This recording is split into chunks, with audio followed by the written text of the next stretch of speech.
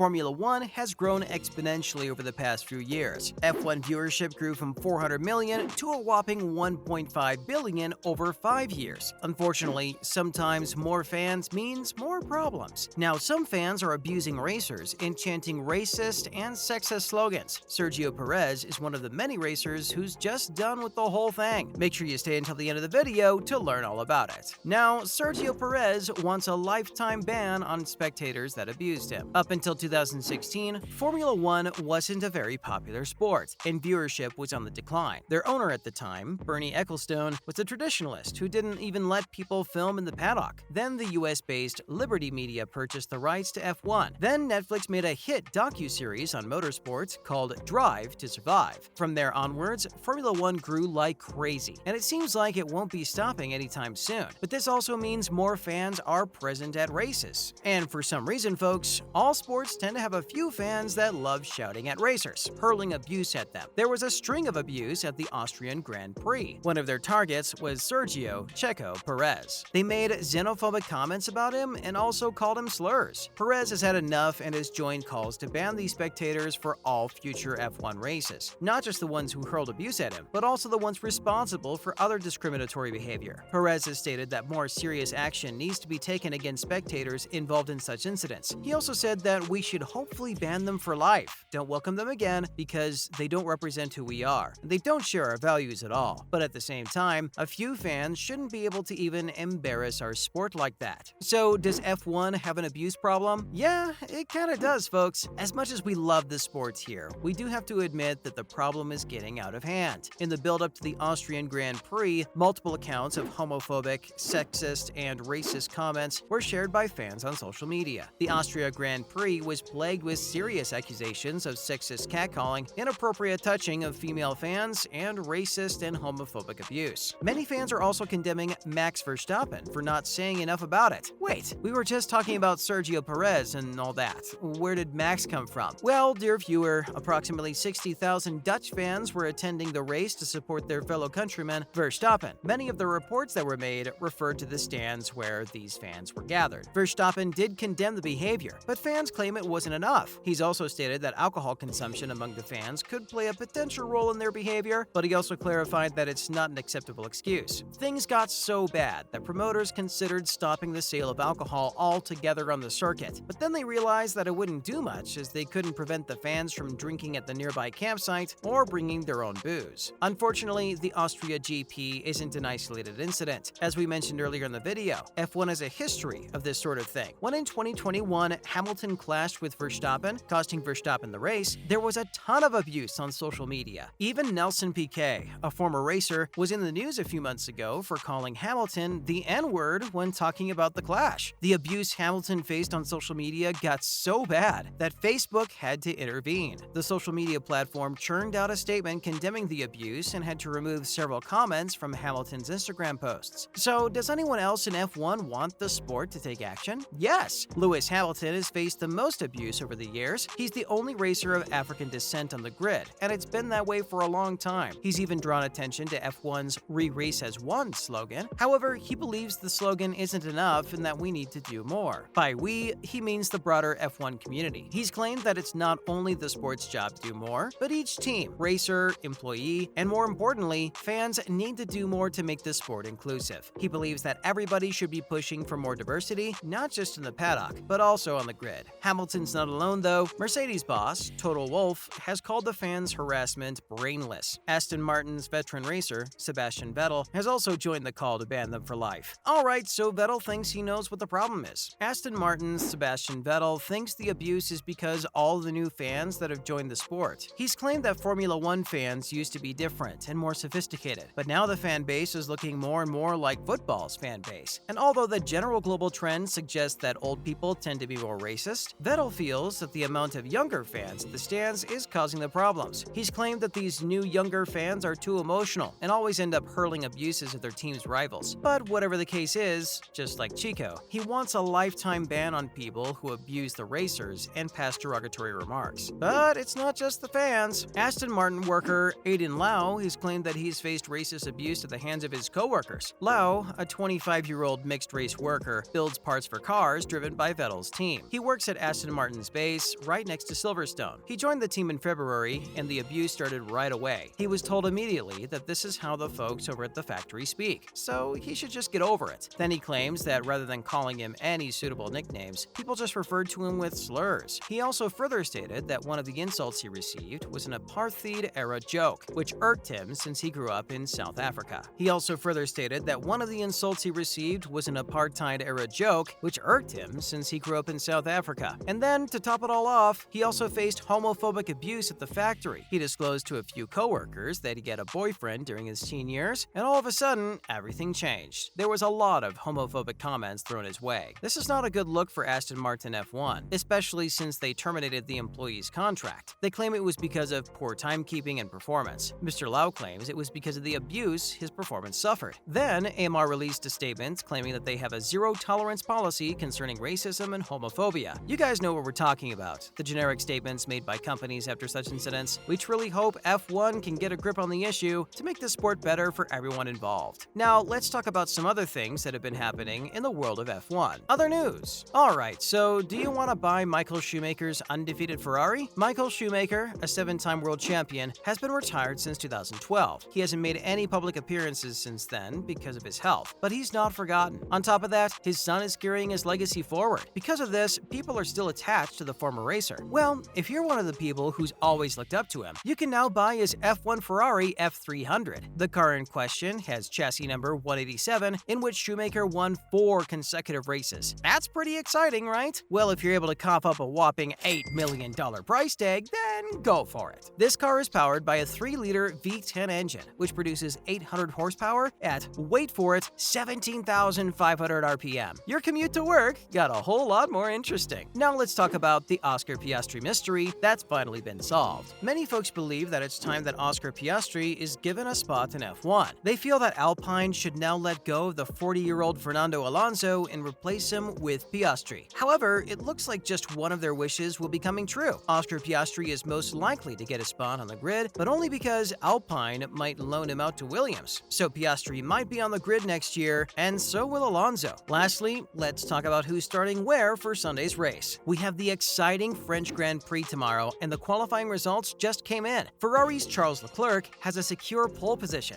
Looks like his string of good luck is still going on, and now he's well on his way to winning this one. In second place, we have Max Verstappen. Verstappen anywhere in the top 5 can be extremely dangerous, so whereas Charles may have a shot, it's not a guaranteed win. Tomorrow could go to either Max or Charles. Although Ferrari's the one that got the pole, Red Bull seems to be in a much better position. Their number 2, Checo, has secured 3rd place, whereas Carlos Sainz finished 9th. However, due to a penalty, Sainz will be starting the 19th tomorrow. Tomorrow's going to be an exciting day. Stay tuned for updates and post-race analysis. Well, that's all we have for you guys today. Do you folks think F1 is doing enough to curb this behavior, or would stricter action be necessary? Let us know your thoughts in the comment section below. Don't forget to like and subscribe if you enjoyed this video. See you guys in the next one. See you guys next time. Bye!